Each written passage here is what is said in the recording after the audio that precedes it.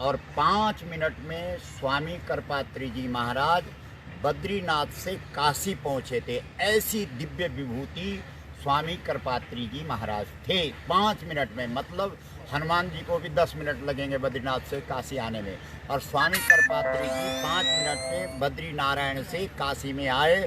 सनातन के पक्ष को रखा, और जो पक्ष ठीक से नहीं रखा जा रहा था, फिर स्वामी करपात्री जी ने उस सारे पक्ष को ठीक से रखा और सनातन की ध्वजा को लहराया।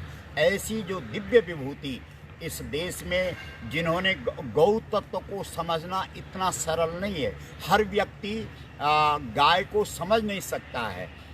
हमारे यहाँ अथर्ववेद का मंत्र कह रहा है कि देवीं वाचम अजनयंत देवाः, उस देवी को जानो अजनयंत देवाः, जिससे संपूर्ण देवताओं का सर्जन होता है, निर्माण होता है, प्राकट्य होता है। ताम विश्वरूपः पशवो वदन्ति। सबसे बड़ी भूल ये हो गई है कि वहाँ जो प्रकृति स्वरूपा है, गौ माता है, उसको पशवो वदन्ति ही। ये जो पशवो शब्द है ये बहुवचन है। जो पशु बन गए हैं वो गाय को पशु बोलते हैं, अर्थात जिनके अंदर पशुता आ गई है वही गाय को पशु बोलते हैं। पशवो न गावा, गाय पशु नहीं है। ताम विश्वरूपः पशवो वदन्ति सा नः, वह जो भगवती जगदम्बा गौ माता है वह हमको मंद्रेश मूर्धम दुहाना। जब मंदराचल पहाड़ को समुद्र में डाला गया और समुद्र मंथन हुआ तो ऊर्जा रूप में वह भगवती जगदम्बा हमको प्राप्त हुई।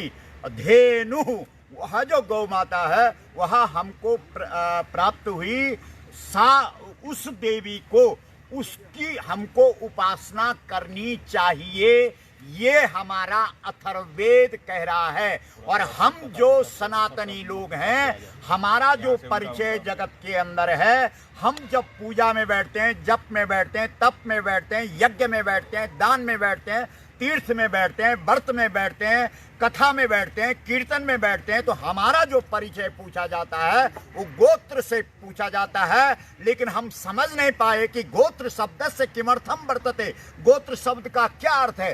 गो यानी गाय और त्र यानी रक्षा, यानी सबसे पहले हमसे ये पूछा जाता है कि अगर तुम भारतीय हो तो क्या गौ रक्षक हो। जब तक तुमने गौ रक्षा का प्रमाण नहीं दिया तब तक तुम्हारे अंदर भारतीयता नहीं है।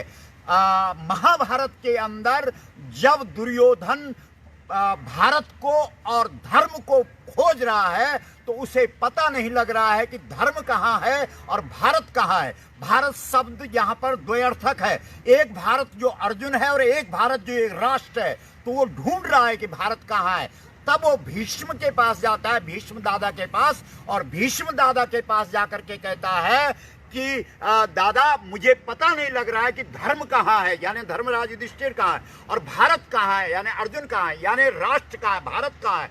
तो तब जो भीष्म दादा हैं वो कहते हैं गावस्य बहुलास्तत्र